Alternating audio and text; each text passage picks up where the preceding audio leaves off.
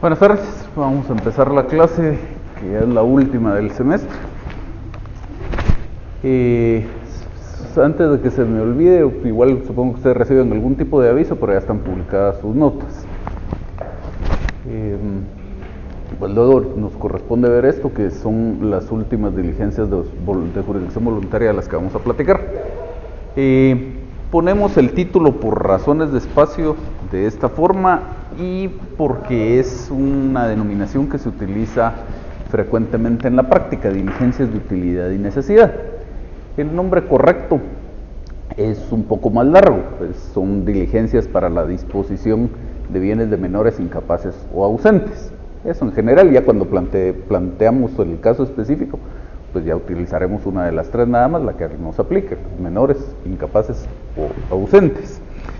En la práctica, como les digo, se utiliza esta forma abreviada de diligencias de utilidad y necesidad para efectos de redactar un memorial. No deberíamos utilizar esta denominación, sino la otra más larga que acabamos de platicar.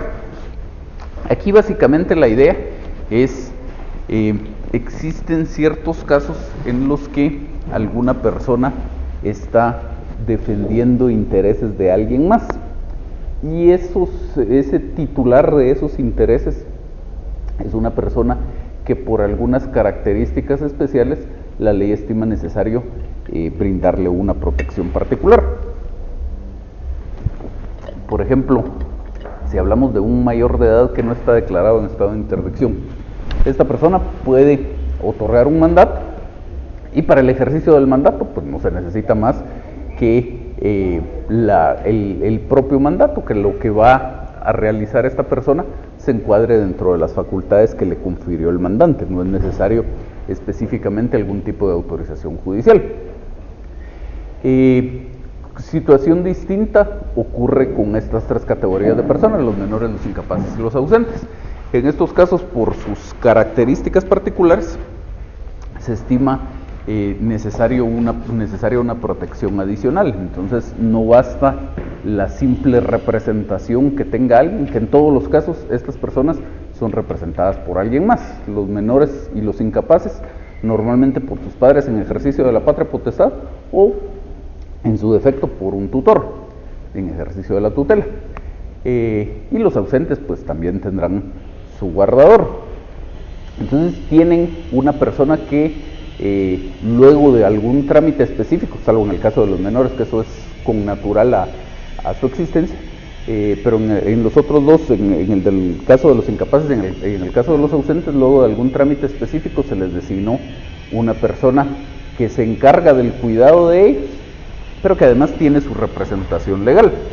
Entonces, para cuestiones ordinarias, como comparecer a juicio o actos de simple administración, este representante, estos padres en ejercicio de la patria potestad o esta persona que ejerce la tutela, tienen facultades suficientes, no necesitan de más autorización, pero hay actos que ya no son de simple administración, sino que son de disposición.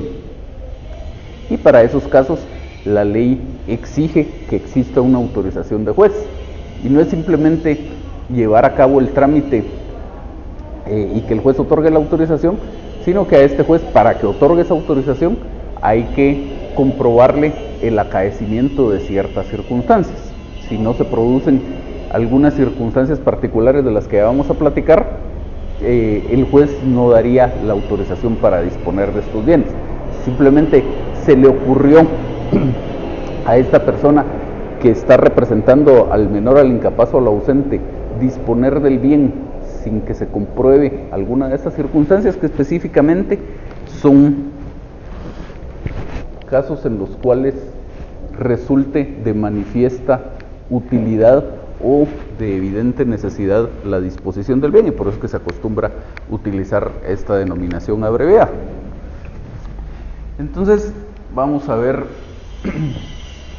que en principio partimos de todo este montón de artículos que vemos por aquí, que en esencia regulan los casos en los que es necesaria esta autorización judicial según se trate de menores, de incapaces o de ausentes. Tenemos el artículo 264 del Código Civil,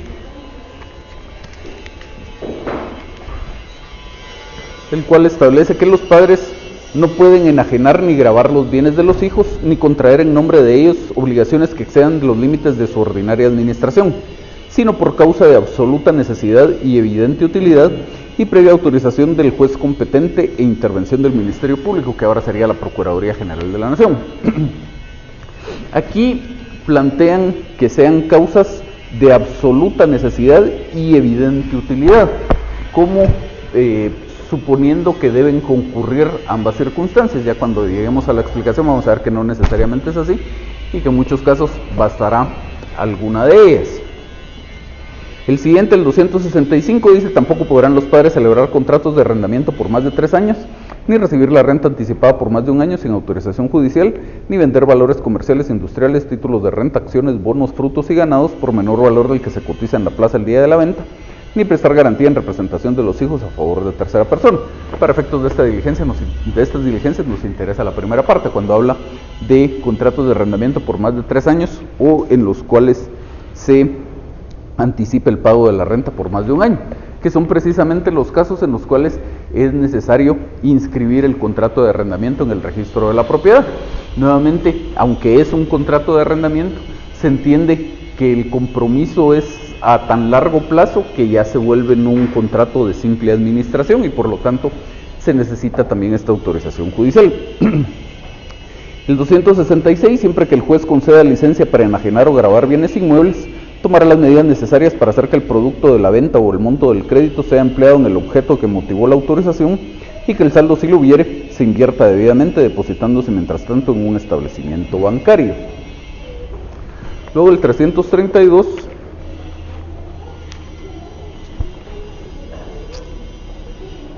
que referido a la tutela, dice: el tutor necesita autorización judicial primero para enajenar o gravar bienes inmuebles o derechos reales del menor incapacitado, dice esta versión del código, es del menor o incapacitado, para dar los primeros en arrendamiento por más de 3 años o con anticipo de renta por más de 1 año, para hacer o reconocer mejoras que no sean necesarias, para constituir servidumbres pasivas y en general para celebrar otra clase de contratos que afecten el patrimonio del pupilo siempre que pasen de 500 quetzales.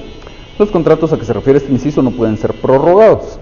Segundo, para tomar dinero a mutuo debiendo sujetarse a las condiciones y garantías que acuerde el juez. Tercero, para repudiar herencias, legados y donaciones. Cuarto, para transigir o comprometer en árbitros las cuestiones en que el pupilo tuviera interés. Quinto, para hacerse pago de los créditos que tenga contra el menor o incapacitado. Y sexto, para resolver la forma, condiciones y ganancias en que debe colocar el dinero del pupilo. El 363,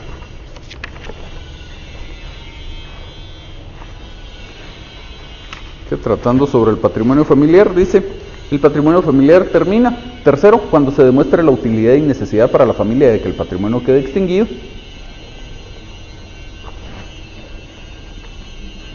El 50, que trata sobre los ausentes: el representante del ausente es administrador de los bienes de este y tiene las mismas obligaciones, facultades y prohibiciones de los tutores en lo que fueren aplicables, por lo tanto también necesita de esa autorización judicial. El 60, que dice: el administrador no podrá enajenar ni gravar los bienes del ausente sin llenar las formalidades que las leyes establecen en cuanto a los bienes de menores o incapacitados.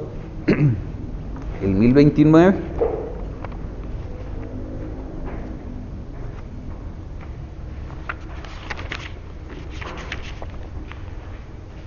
que dice: la herencia instituida a favor de personas jurídicas menores e incapacitados será aceptada por sus representantes legales. La renuncia a la herencia dejada a menores e incapacitados deberá hacerse con la aprobación judicial e intervención del Ministerio Público, que es a través de estas diligencias. De hecho, aunque la ley en algún par de normas dice que se necesitaría autorización judicial para repudiar herencias, en realidad es muy poco probable que llegara a configurarse un caso en el que el juez pudiera conceder esa autorización judicial, porque la misma ley establece que los bienes los recibe el heredero a beneficio de inventario, y básicamente la idea es que si yo recibo una herencia, puedo resultar ganando algo de esa aceptación de la herencia, es decir, pues se supone que habrán bienes en ese patrimonio hereditario, y algo recibiré luego de pagar los impuestos y demás deudas de la herencia. Pero también dice la ley que ese heredero no está obligado a pagar más que el valor de sus bienes. Entonces, en el peor de los casos, si resultara que las deudas llegan exactamente al mismo monto del valor de los bienes o superan ese valor, lo peor que podrá pasar es que este heredero no reciba realmente algún bien o algún valor como producto de esa aceptación de la herencia, pero nunca podría resultar el comprometido de su propio patrimonio a hacer algún pago. Entonces no es posible que exista algún caso en el que realmente sea perjudicial al heredero esa aceptación de la herencia y que por lo tanto el juez pudiera autorizar que se repudie la herencia. En el procesal civil, un par de artículos, el 415, que dice: por ministerio de la ley el guardador queda investido de todas las facultades, esto es para la ausencia, de todas las facultades generales y especiales que se requieren para la defensa en juicio, pero para transigir, someter asuntos al proceso arbitral y repudiar herencias o donaciones ilegales necesita de autorización judicial. Estas mismas facultades tendrá el defensor judicial nombrado para representar al presunto ausente durante las diligencias a que se refiere esta sección. Y el 420, para enajenar o gravar bienes de menores incapaces o ausentes, el que los tenga bajo su administración deberá obtener licencia judicial, probando plenamente que hay necesidad urgente o que resulta manifiesta utilidad del acto que se pretende verificar en favor de su representado. Y entonces, básicamente como parte introductoria nos quedamos por ahí con esa lectura de las normas. Como vemos, lo que tenemos en todas estas normas es la individualización de los casos en los cuales se necesita de esta autorización judicial.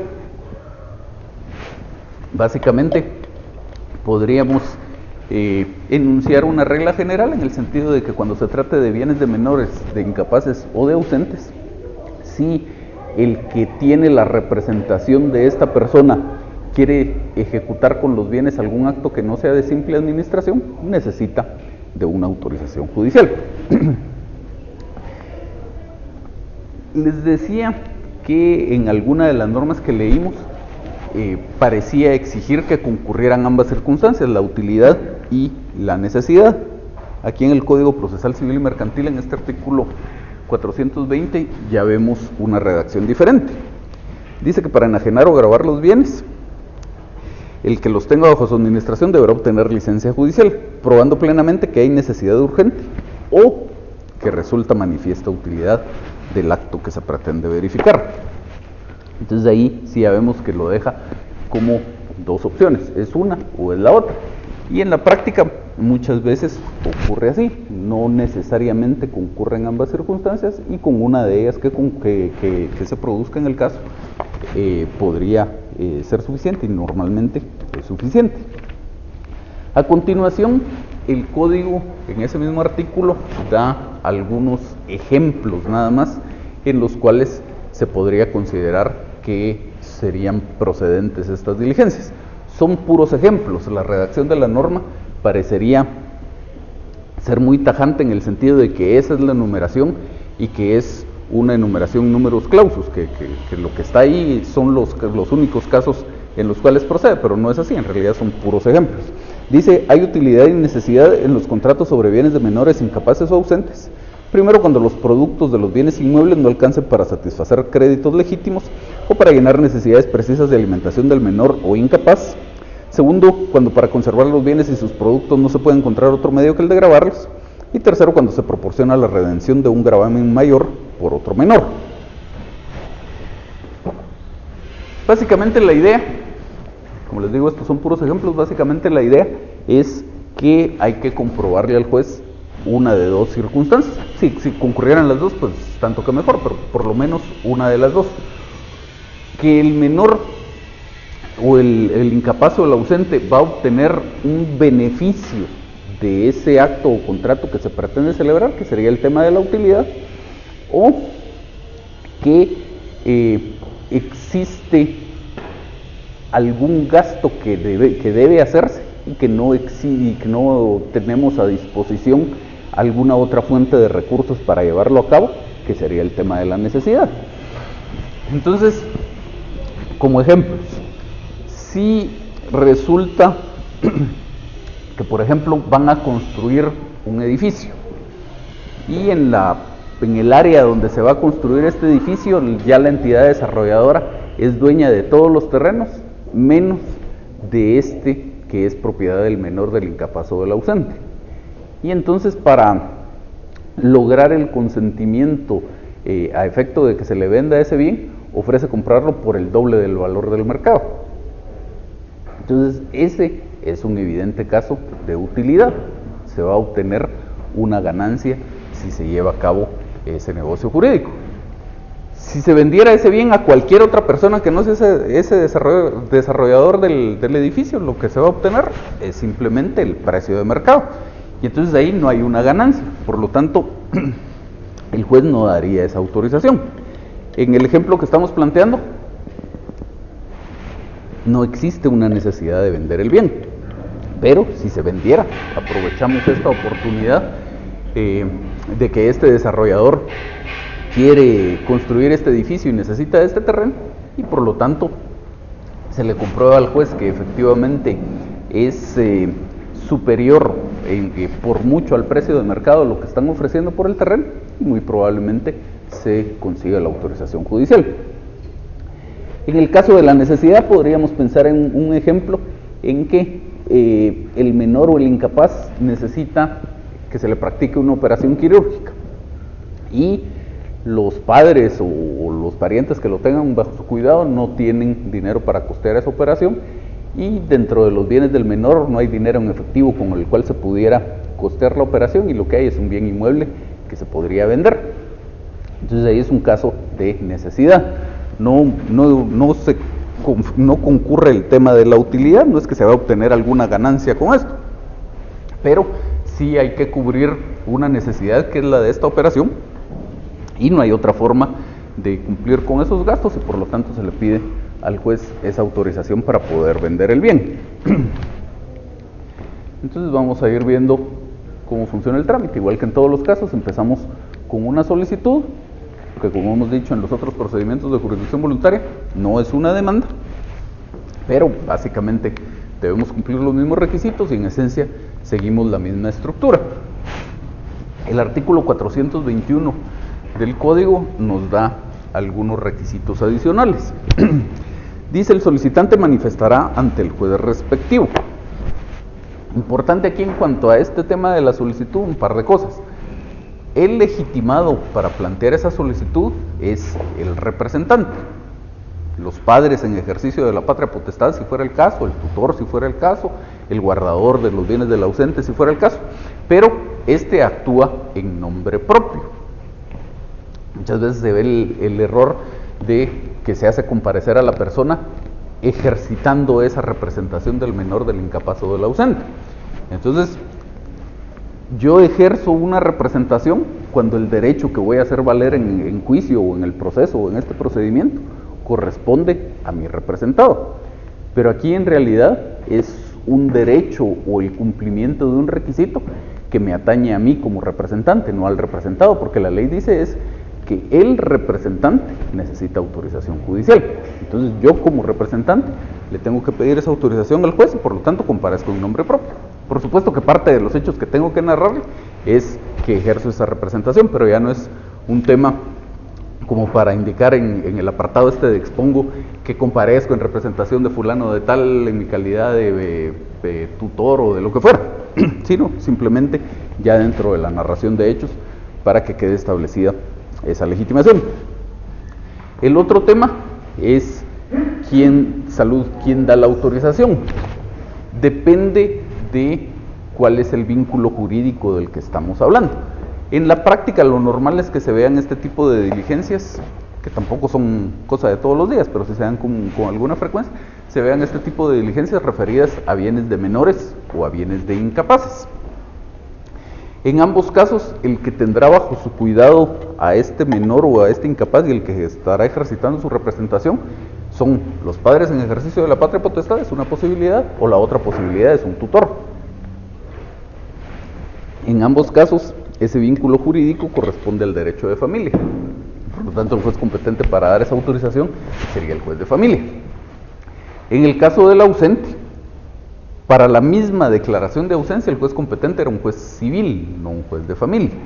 Por lo tanto, si yo como guardador de los bienes de este ausente, tuviera necesidad de disponer de esos bienes, el que me tendría que dar la autorización también sería un juez civil, un juez de familia.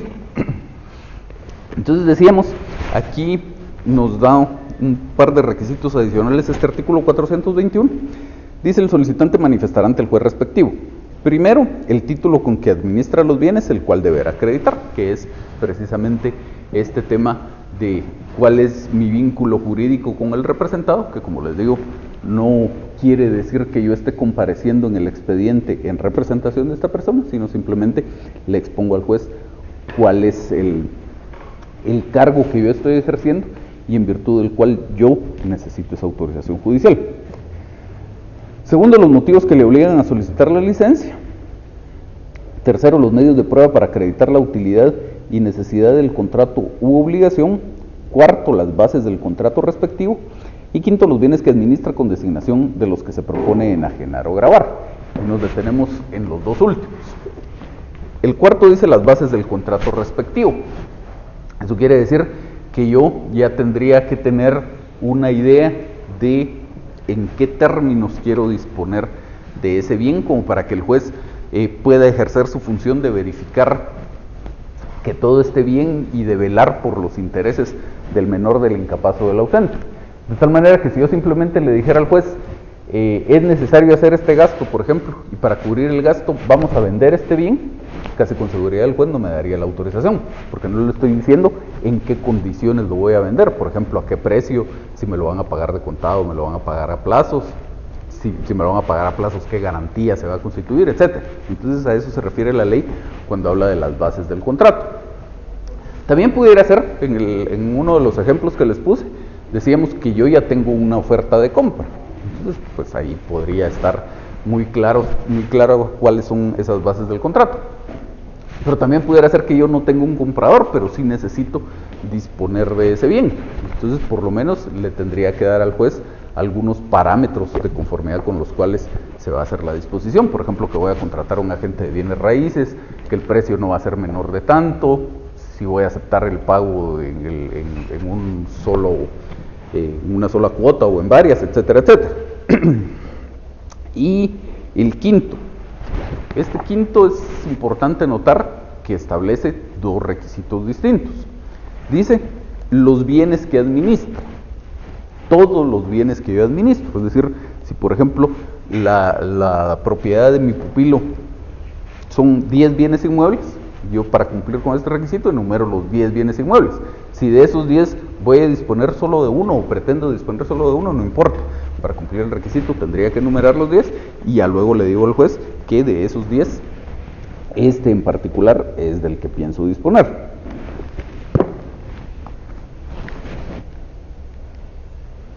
Luego dice por aquí que el juez emite una resolución, la resolución en la cual le da trámite a las diligencias. Y en esa resolución el juez ordena recibir las pruebas. 422. El juez, con intervención del Ministerio Público, o sea, la Procuraduría General de la Nación y del protutor en su caso, obviamente solo en el caso de que el representante sea un tutor, mandará recabar la prueba propuesta y practicará de oficio cuantas diligencias estime convenientes. Luego, dice que hay que recibir esas pruebas y esas pruebas deben referirse a lo que establece el primer párrafo del artículo 420, probando plenamente que hay necesidad urgente o que resulta manifiesta utilidad del acto que se pretende verificar. Básicamente probar las circunstancias que me motivan a pedir esa autorización.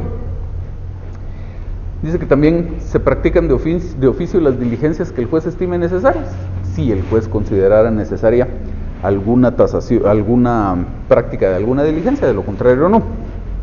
Y luego dice también que si es necesario hay que practicar una tasación de los bienes, es decir, hay que evaluarlos.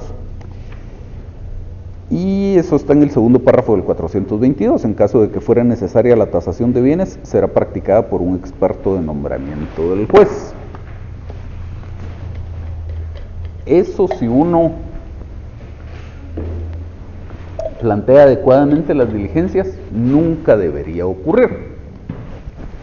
Lo que pasa aquí es que el juez, la idea de todas estas diligencias es que el juez vele por los intereses del menor, del incapaz o del ausente.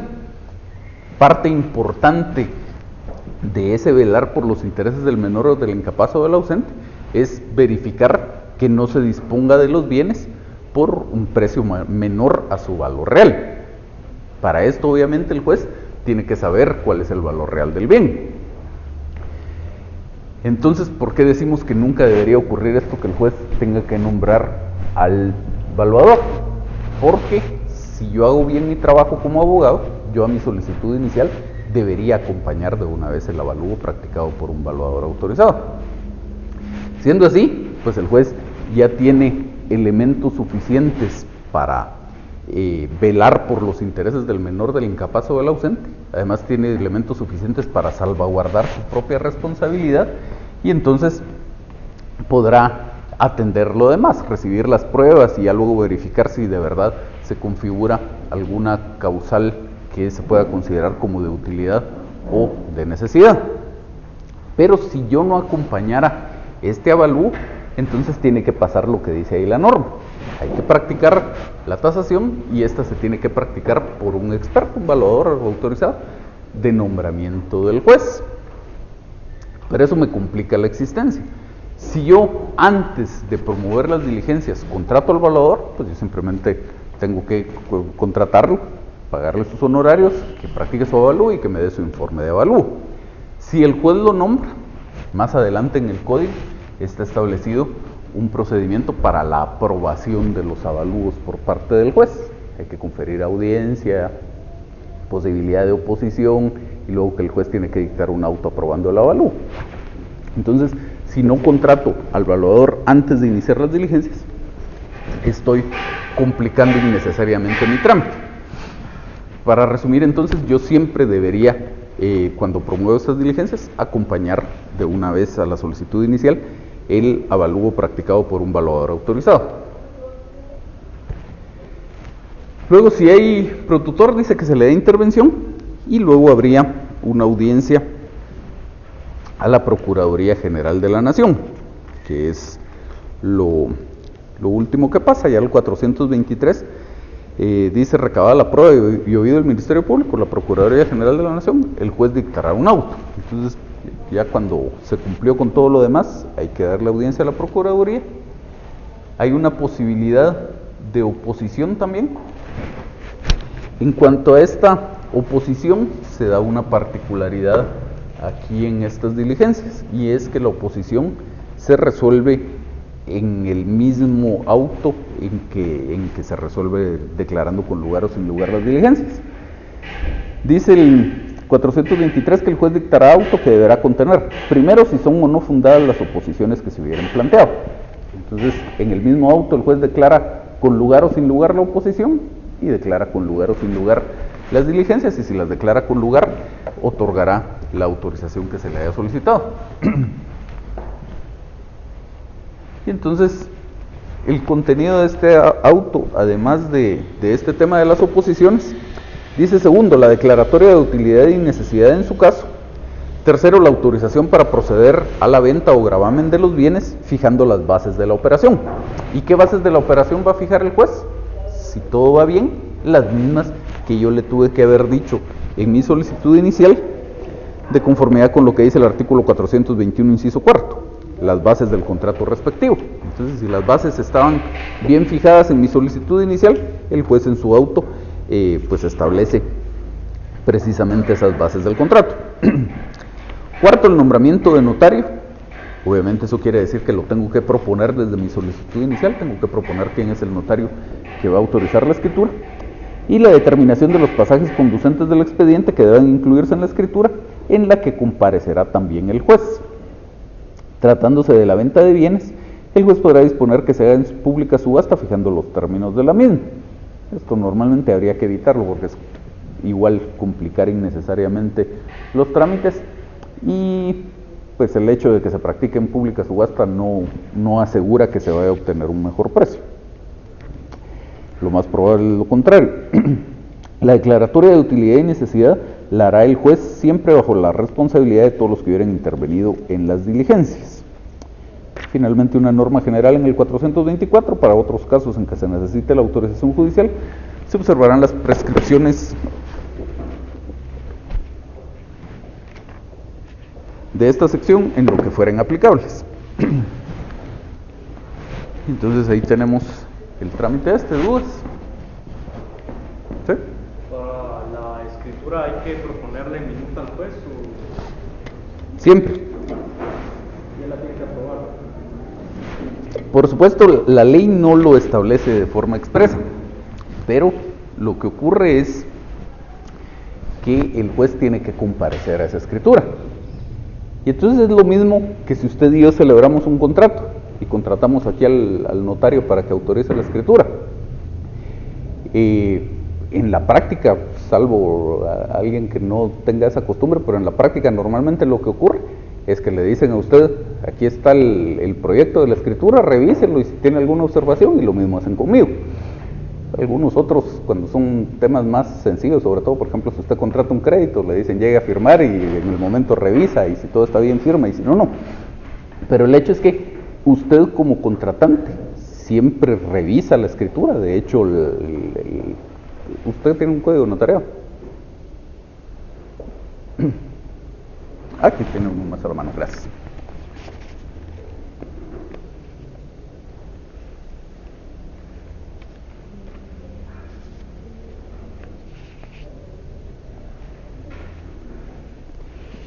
En el artículo 29 del Código de Notariado, dentro de los requisitos del instrumento público, numeral 10, la fe de haber leído el instrumento a los interesados y su ratificación y aceptación. Entonces, el notario, parte de su función, gracias, es leerles el instrumento y ver que efectivamente se refleje ahí su voluntad. Entonces, pues en contratación normal así entre particulares debería existir un proyecto de escritura y que las partes tengan la oportunidad de revisar, con mucha mayor razón en el caso de que comparezca el juez, sobre todo porque el juez no tiene tiempo para que le estén llevando escrituras y diciendo llévesela y cámbiale esto entre línea y aquello. Entonces, en la práctica lo que se hace es que es lo mismo que pasa, por ejemplo, cuando se remata un bien y luego el juez tiene que otorgar la escritura traslativa de dominio en rebeldía del ejecutado. Usted le lleva un proyecto de escritura, el juez lo revisa, y ya que esté todo revisado, ya lo puede usted imprimir en el protocolo, se lo lleva a firma al juez, el juez revisa que esté conforme a la minuta que él aprobó y entonces firma. ¿Más dudas? ¿Sí?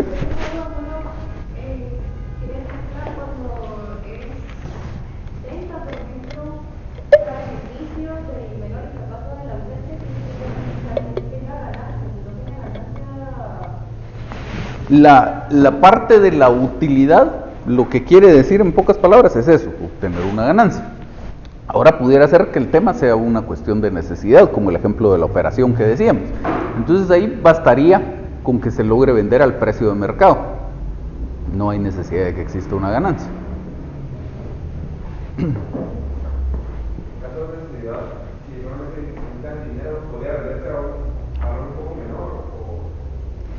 Es poco probable que el juez le dé la autorización en esas condiciones. Al final de cuentas, la función del juez es velar por los intereses de este menor o del incapaz o del ausente. Tal vez si fueran unas circunstancias muy especiales y demasiada la urgencia, se podría, pero lo normal sería que el juez como mínimo verifique que se llegue al precio de mercado. ¿Más dudas?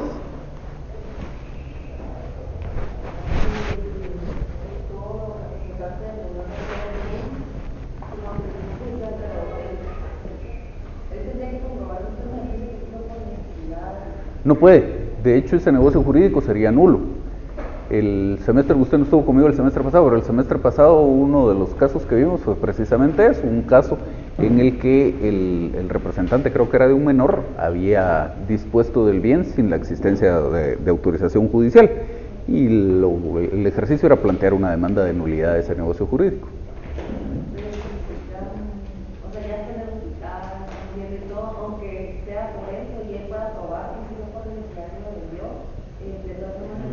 El negocio es nulo.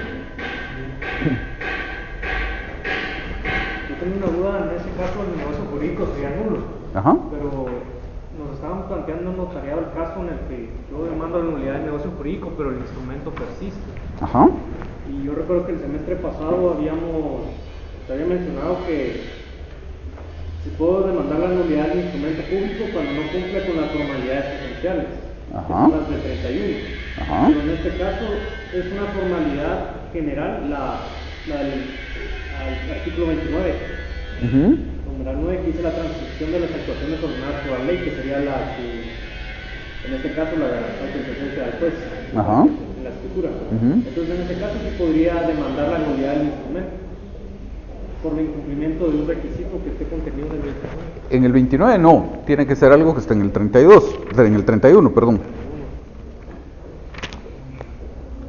Porque lo que pasa es que depende de cómo usted redacte su demanda y cómo logre argumentar el tema. Para empezar, en su clase de notariado, no sé si estaban hablando de esto que usted me está diciendo específicamente, o estaban hablando de lo que dice el artículo 32, que el artículo 32 dice que se puede demandar la nulidad de los instrumentos públicos, pero solo dentro del plazo de 4 años. Entonces, por ejemplo, si transcurren esos 4 años, aunque el instrumento público tenga el defecto que usted quiera, ya no se puede demandar la nulidad del instrumento. Se puede demandar la nulidad del negocio jurídico, pero ya no la del instrumento. Ahora, atendiendo a su pregunta, en el 31 dice son formalidades esenciales de los instrumentos públicos.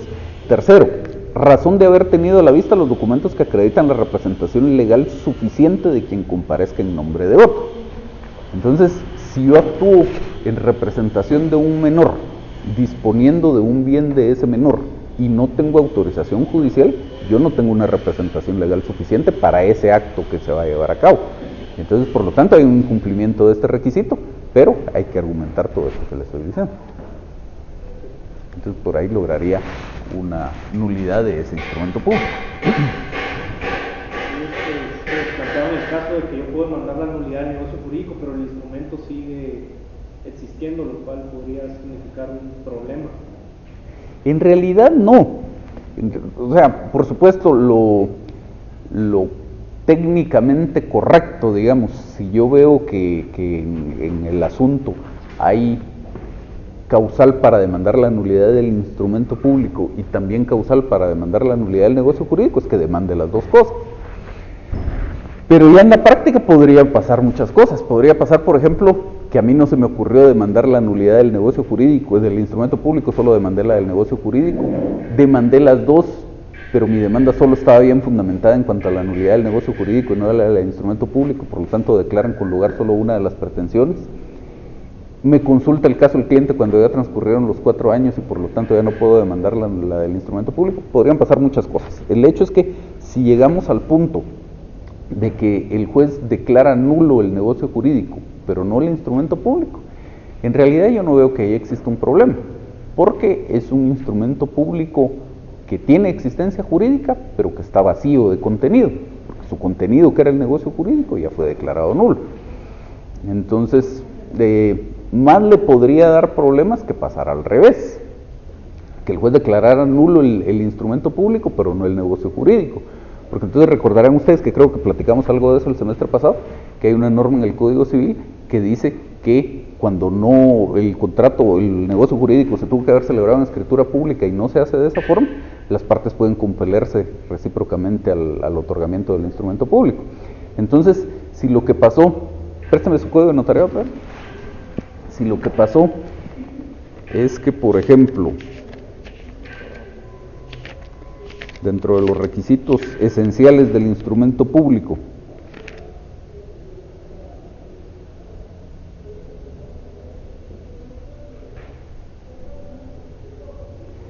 dentro de este mismo del que platicábamos, un requisito esencial del instrumento público es razón de haber tenido a la vista los documentos que acreditan la representación legal suficiente.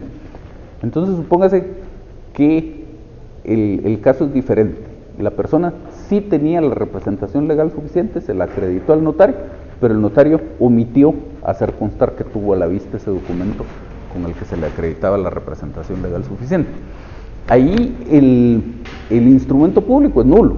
Si usted demanda la nulidad de ese instrumento público, muy probablemente la van a declarar con lugar. Ahora el negocio jurídico no es nulo porque la persona sí tenía facultades. Entonces, no gana mucho con esa demanda de nulidad, porque le van a declarar la nulidad del instrumento público, pero luego el interesado puede demandar para que el juez declare la obligación de otorgar un nuevo instrumento público ya cumpliendo los requisitos legales. Entonces, o como decíamos al inicio, lo técnicamente correcto y lo ideal cuando la situación es causal para demandar tanto la nulidad del instrumento público como la del negocio jurídico es que se demanden ambas nulidades y que se obtenga declaración sobre ambas nulidades. Pero si solo se obtuviera declaración sobre una de ellas, es mejor que sea la del negocio jurídico que la del instrumento público.